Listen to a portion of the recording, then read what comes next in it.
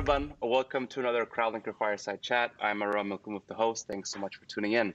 On the show, I'm interviewing product innovation leaders who are working on big industry disruptive problems from within large organizations.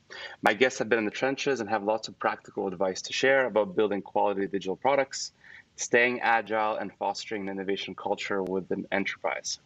This is season 2, episode 2, and I'm here with Eilon Reshef to talk about his views on scaling product teams, creating innovative product programs, and becoming customer-centric. Eilon is the co-founder and chief product officer of Gong.io, a SaaS solution that understands sales conversations and provides organizations with visibility into what works and what doesn't in sales and customer success.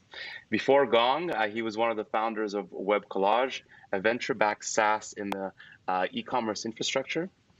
He's a seasoned entrepreneur, investor, executive, and product leader, and we are all super excited to have him on our show today. So without further ado, welcome and to our show. Eilon, it's great to have you. Thanks for having me. Awesome, cool. Well, let me just start off. I wanted to ask you about your early days at Gong. How did you get started? So great question. So I was at the time in sabbatical, having sold my previous company, recommended to everybody.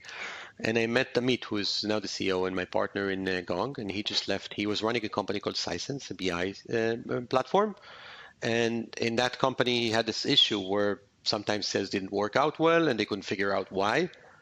So they were listening to conversations, reading emails, and trying to understand what's going on. And they figured it out, but his team was, hey, it doesn't make sense for people to like manually dig into calls, dig into emails. Can we automate this? So I was doing my own like deep learning thing at the time, and it was like, okay, it sounds like something we can automate, and that's how it all gets started. So. And what was the product able to do at the early stages? Like, what was your MVP?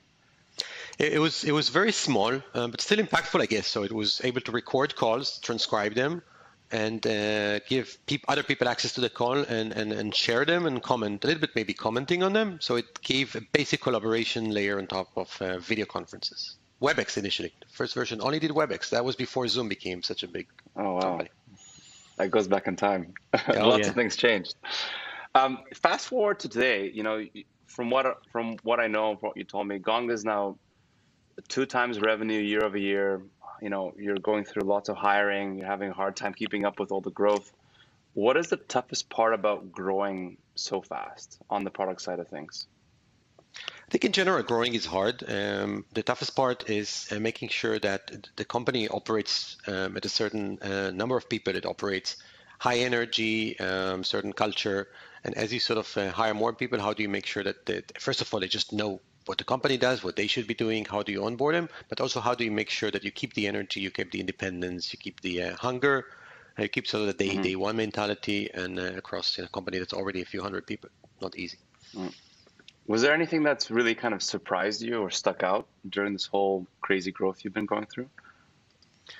I was surprised that, you know, we did relatively early, we kind of created this operating principles, which are 8 principles can be found on our website. Things like create raving fans, win as a team, enjoy the ride.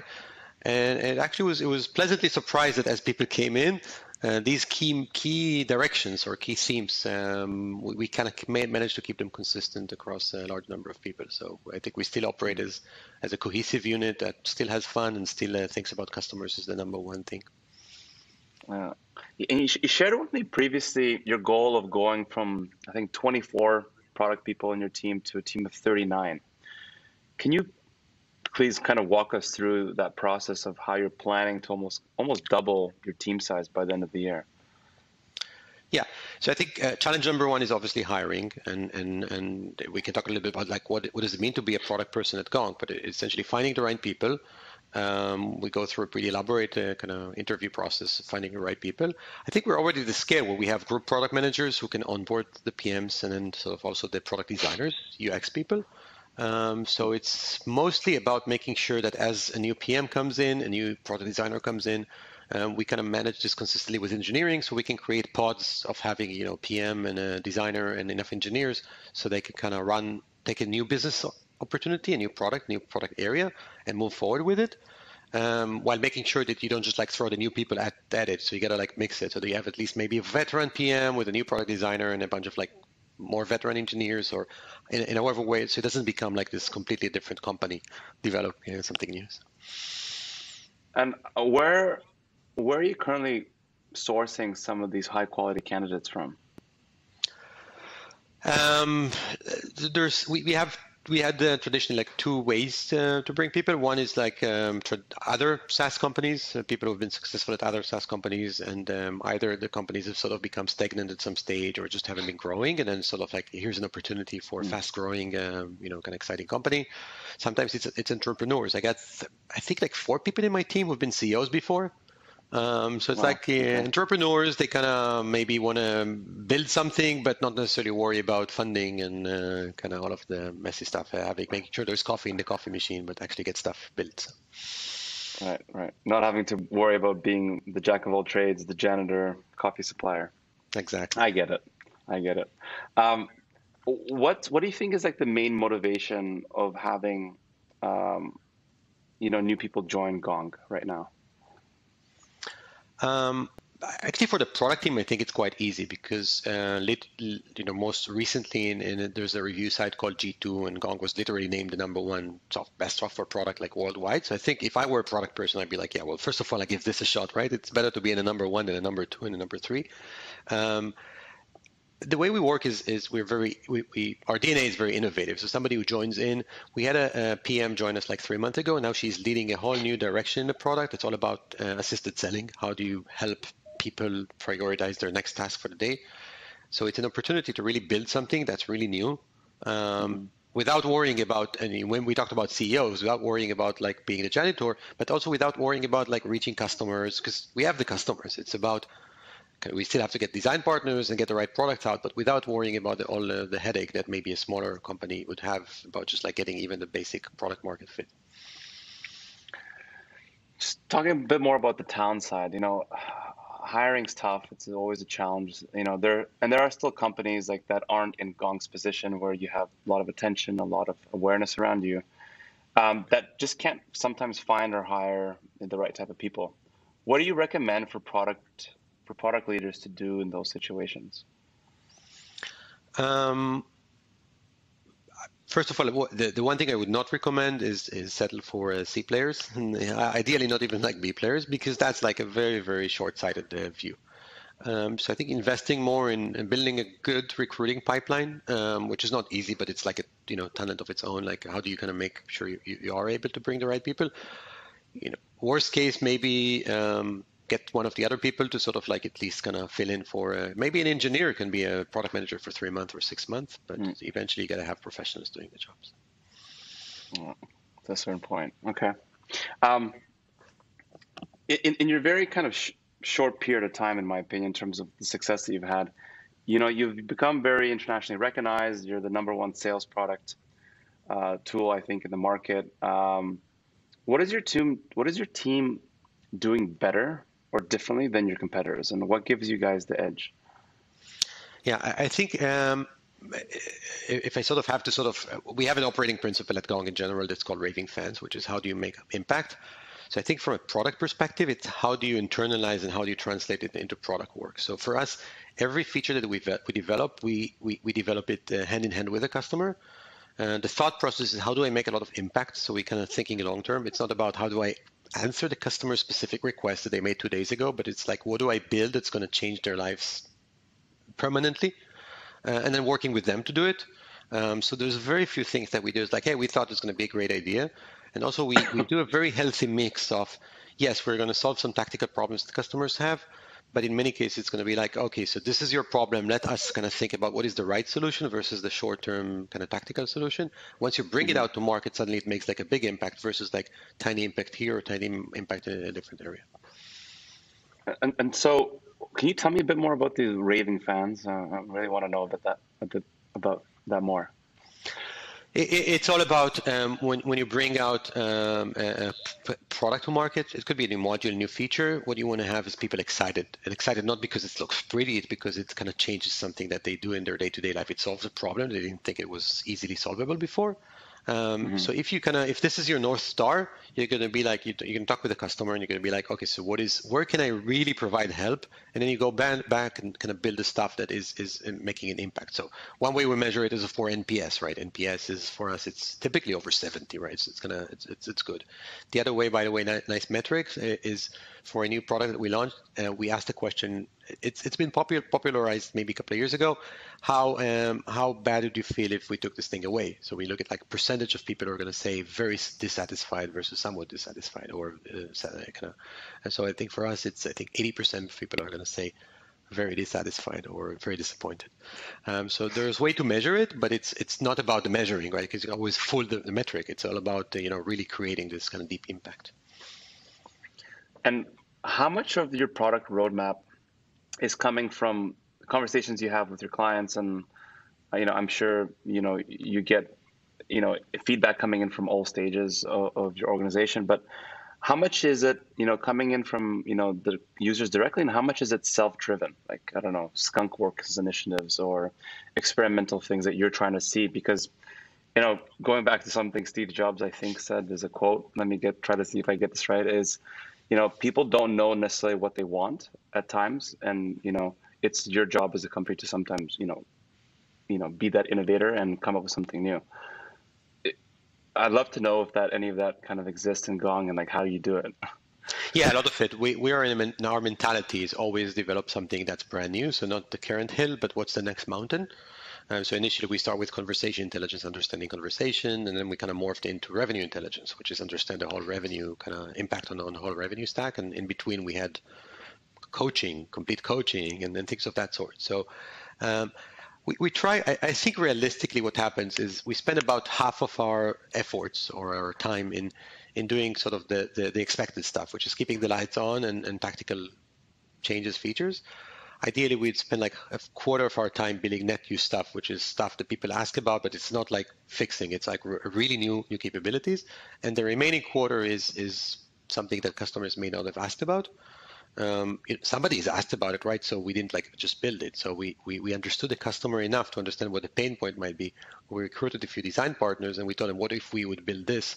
But it's not something any existing customer would kind of think that we should be building. So even assisted selling, I mentioned this before, it's like tell the salesperson what they should be doing next. It's not something customers have asked for.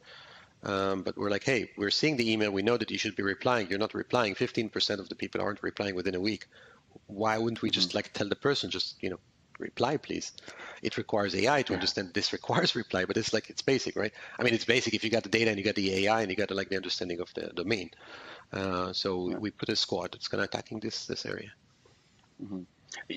I just wanted to ask something. You mentioned something that sometimes in those situations, like you bring on design partners to work on it. Like, in what circumstances does that happen?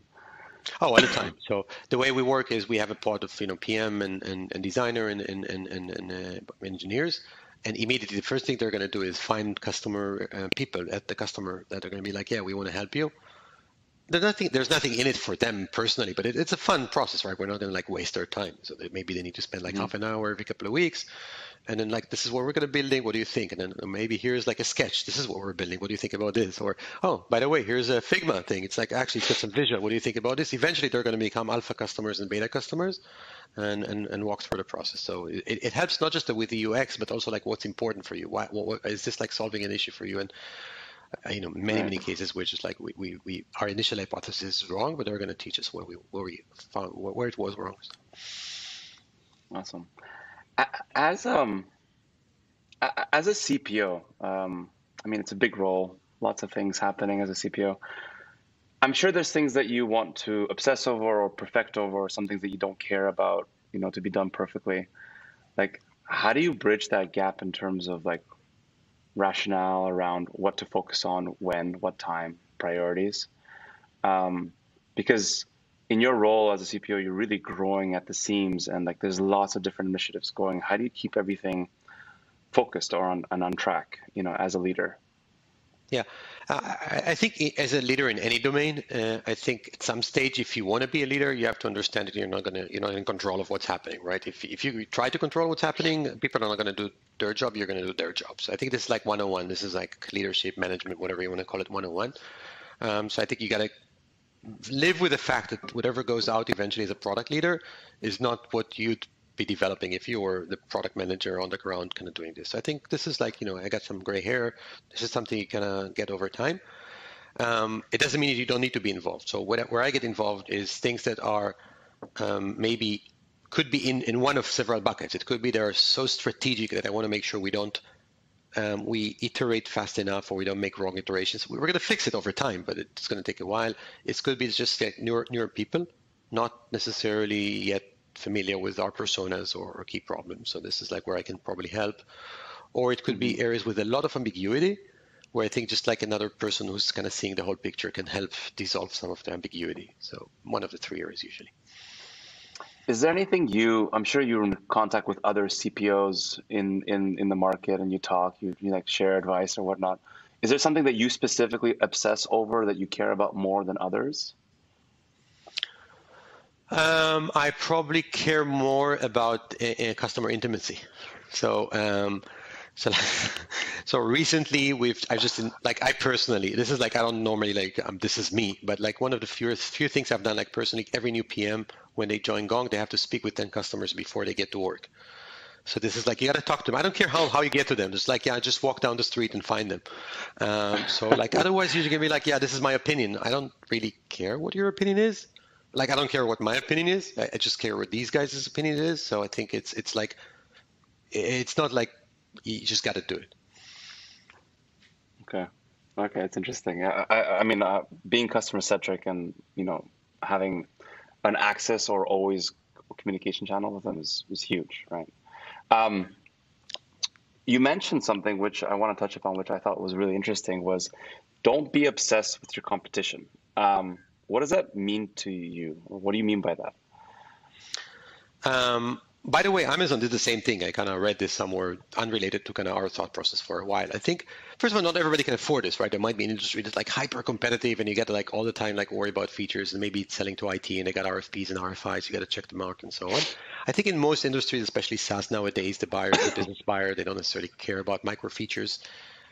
If you want to focus on how do you maximize the value that you give to the customer. So if you over time you maximize that value, you're going to win, because that other company is not going to, or hopefully they're not going to do the same thing and not going to maximize that value. So if on the other hand, you're going to look back and you're going to see like, oh, these guys did this feature, we're going to do that feature as well. Best case scenario, you're going to be like, there's going to be some parity, but are you actually kind of solving a pain there? And if you are, fine, but if not, then just like, it doesn't bring any value to customers. So the few dollars that you have, you got to put them in the right places, and it's always going to be, you always want to prefer like doing it where it brings value, or you can like fake other areas. Like if a customer does something that doesn't add any value, just do it very lightweight and just move on. Okay. Being a leader now in the space, what do you think your competitors are looking at you for in terms of ambition and things like that? I'm honestly, I don't like to talk about competition so much, nor do I spend a lot of my time kind of thinking about competition, nor do I want to speak on their behalf. I think obviously we're growing faster, and I think it's probably, if I were in their shoes, I'd be like, okay, so what is Gong doing better than a competitor that's kind of enabling us to grow faster? That's what we're looking for. It's like, how can we grow faster? And I think it's, unfortunately for any competitor, it's a combination of, the people, the methodology, sales, marketing, product, R&D. So it's not like a one thing that they can just copy. But if I were them, I'd try to just try to accelerate to be in the same position. And, I'm sure that's where their mind is at. Cool. I wanted to touch upon something you mentioned before, in terms of like how you prioritize what things to work on. So I think you mentioned to me that like a portion of your budget every year that you have towards products and roadmap and features, might not always be considered like mission critical or to the business, or, maybe people aren't asking for it. But I wanted to get more understanding, or maybe, the audience can understand a bit more in terms of like, how do you plan strategically around these type of initiatives? Because like you don't know that they're going to work, successfully or not. How do you track metrics like ROI on these type of things?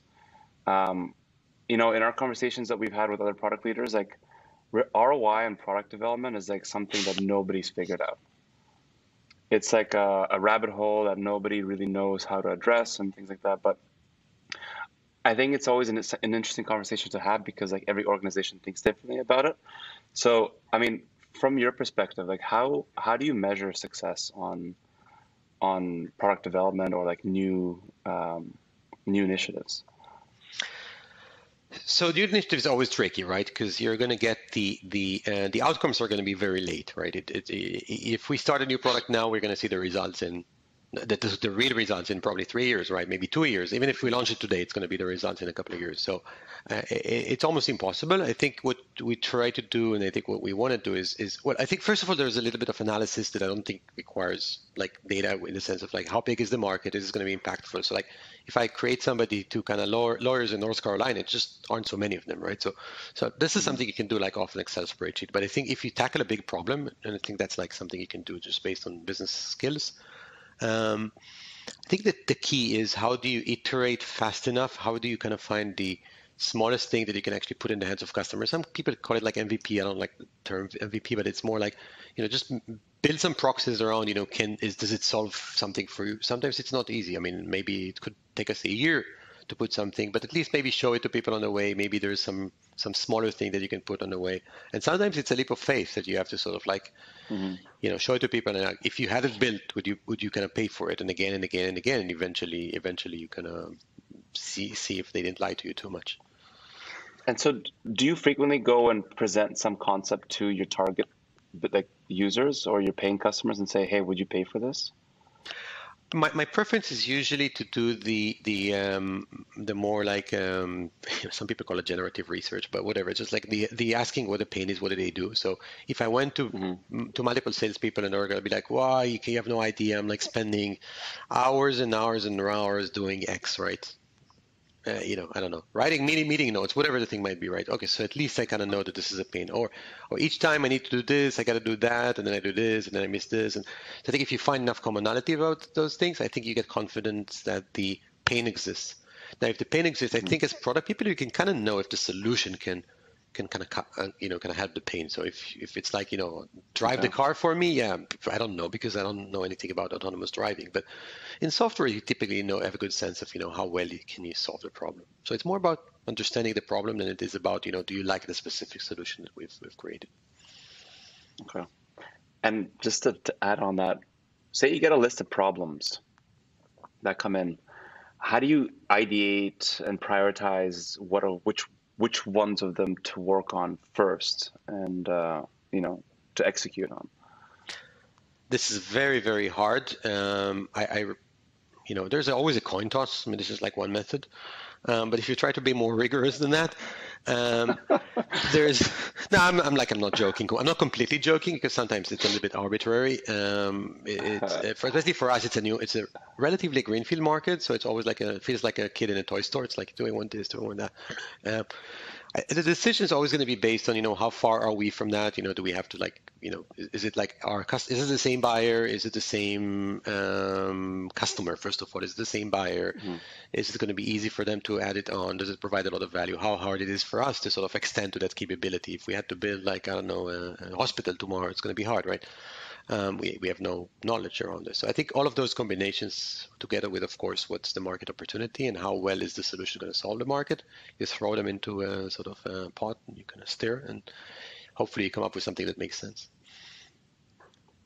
I don't know what your committee looks like or your team, but is there some sort of steering committee that you have that you're part of, and who else is part of it in terms of who reviews these type of ideas or problems to work on? In the end of the day, the ultimate decision making is the executive leadership team.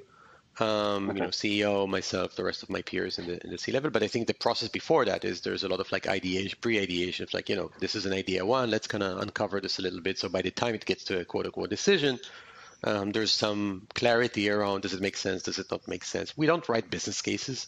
But it's still, want to talk a little bit about what is the solution going to look like, how big it's going to be. Sometimes we're going to spend time digging. And so Gong, initially, people thought we might go after contact centers. So we kind of took the time, spent a few days at conferences, spoke with people, and understood this would not be a great market for us initially. So we decided not to do it. But it does take a few days to sort of get to this realization before the actual decision. Decision is easy. Getting the sentiment is hard. If you were to give any advice to anybody who's going to be listening, product leaders or innovation leaders at organizations who want to create maybe a similar type of like initiative in their organization on how to foster these type of like quick, rapid type of initiatives from problem pain points from customers to like rapid, MVPs or however you want to call them, what would be the best practices that you would share? Probably two, I would think off the top of my head. First of all is creating some sort of an isolated team. Like for me, it's so hard to like do something innovative because I'm so busy doing like 50 things. My week is full, so I can probably take an hour doing this. And for other people, even like anybody else in my team is kind of so busy delivering heads down that it's hard for them. So it's like first of all, find a person who isn't like busy in day to day, and it's hard because well, that person can be just a new person, right? They got to know what's going on. So you either detach a person or there has to be some magic around that. So that's like the process end of things. And then kind of going backwards from the markets, like finding who the customer is and really getting to understand their thought process. So what does the day look like? What are the problems they're facing? And I think once that person understands the pain points and, are they worth solving? Then you sort of present this as sort of like, this is the building block. This is the problem we're solving. And this is like, I can talk to this. And then it's like, okay, do we want to fund this? It becomes a secondary question. What if in the two tips there, what if like for one of them, what if they don't have like the capacity or the time to go and have like a committee there? Should you go hire for something like this, and what would you look for in the traits of those type of people? Yeah, I would in a heartbeat, I would hire like an entrepreneur. I mentioned in my team, I got a bunch of CEOs. So I think like hiring somebody who's been an entrepreneur in some part of their life, I think they have a kind of, even if they didn't like formalize it, they have many of the skill sets.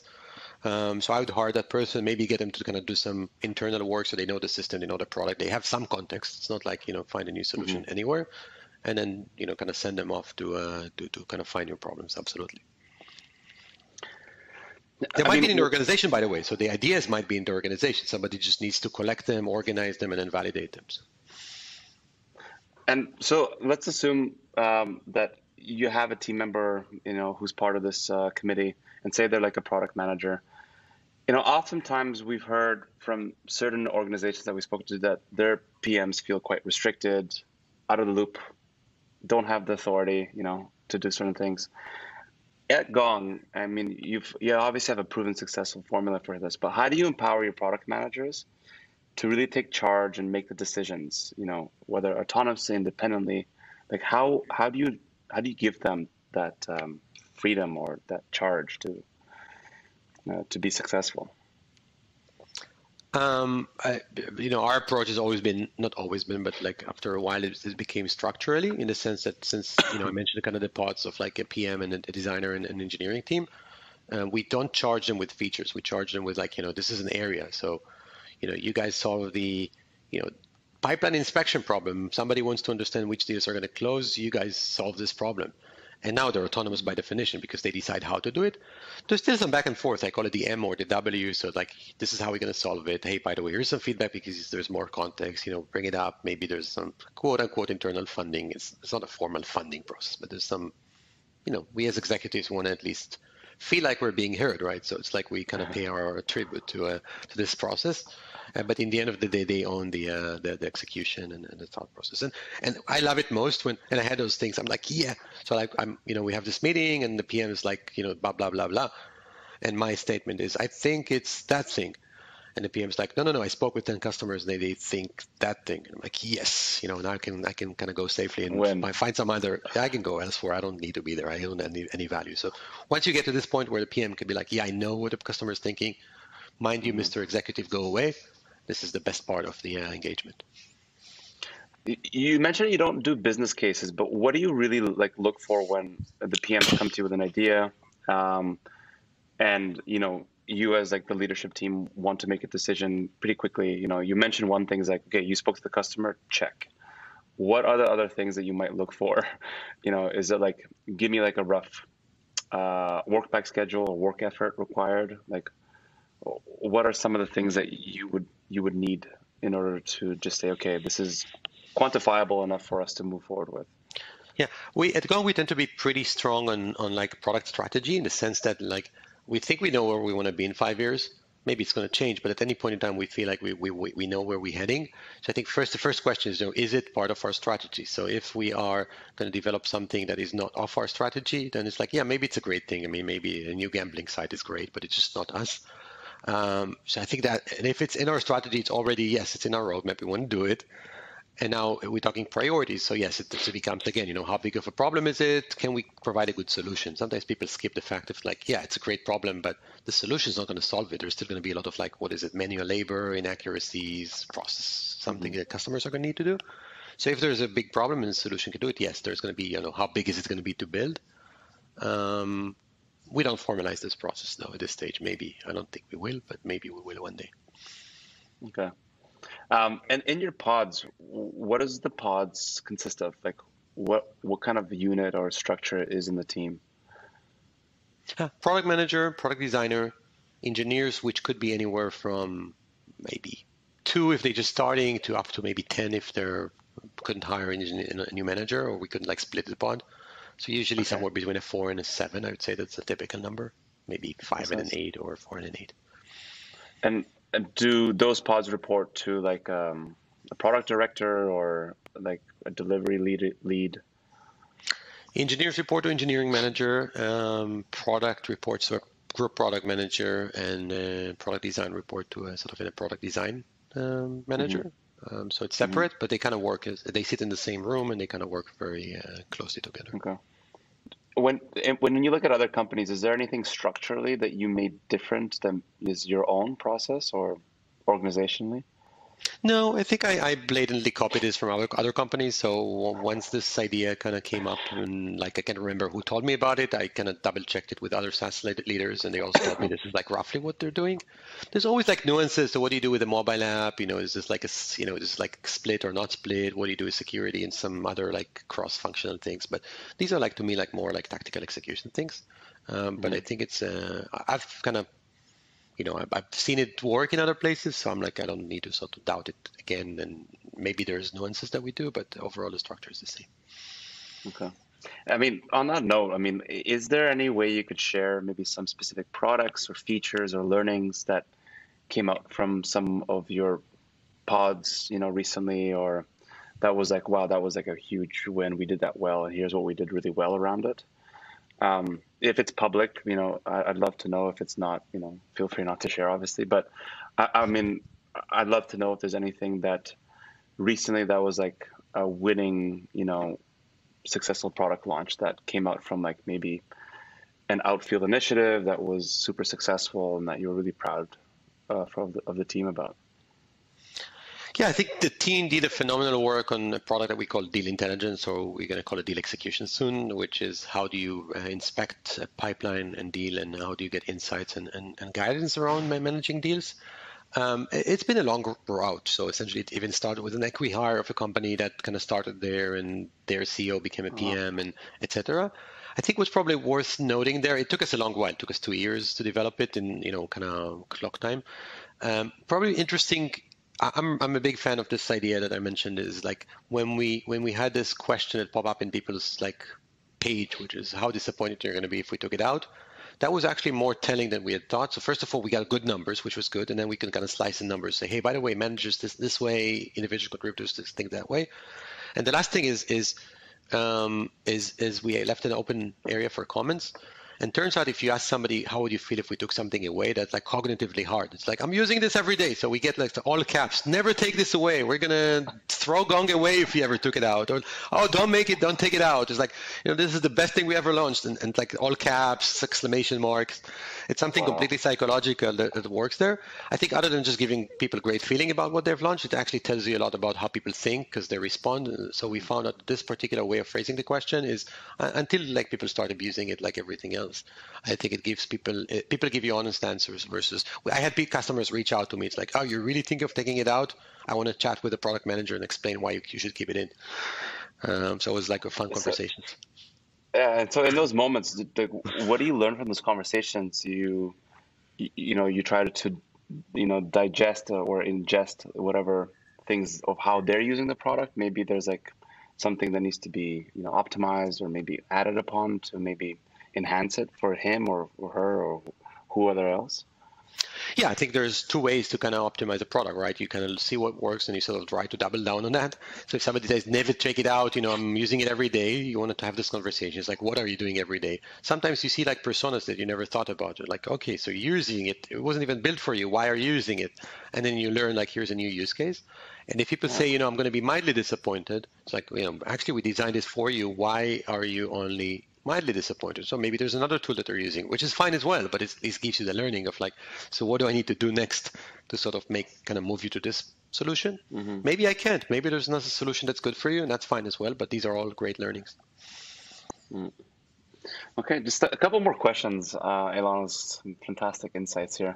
I wanted to ask, I mean, it's always something I always love to end with is, how do you maintain innovation at scale? Like, I know we talked about how you have these structures and that you're growing and you're still like, expanding different initiatives and things like that. But like the larger company you get, do you find that inherently like over time things start to slip, or how do you maintain that scalability of innovation of approach? You mentioned before that Amazon is a fantastic company that is like one of the top innovation companies in the world, and they've obviously done something right.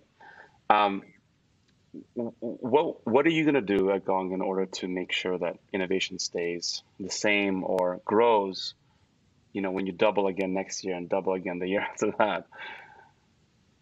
Yeah, I think the question is I think the structural aspect, by the way, Amazon has a similar concept. They call it like a single leadership teams or something, whatever. It's like the same idea. And Jeff Bezos initially, used this sort of the two pizza thing, which is again, sort of like put a small team on top of it.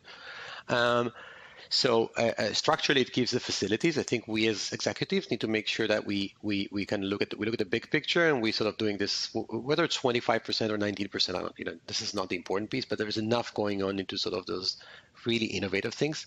Now, if they don't happen, what could we do as sort of executives to make sure they happen? And I think we talked about some of it. Maybe we hire new people. Maybe we almost like forcefully groom the organization for new ideas. Maybe we err more. We don't have to sort of have 80% win rate. Maybe we just get 20% win rate. But at least I don't know what Amazon's win rate is. I'm sure it's not 80%. So we kind of at least make sure that we do some of this consistently. And right now it's built into our DNA. So I think it's not a matter of scale. It's more of like, how do you think about things? But hopefully it doesn't change as we scale. So this is part of my role in the organization. Cool. Awesome. That was great, Eilon. Thank you so much. I really appreciate your time today on our show. For everybody listening, tune in next time to get more insights from other innovation leaders at different organizations. So looking forward to it. Thanks again, Eilon. Thanks so much for your time. Thank you for hosting me.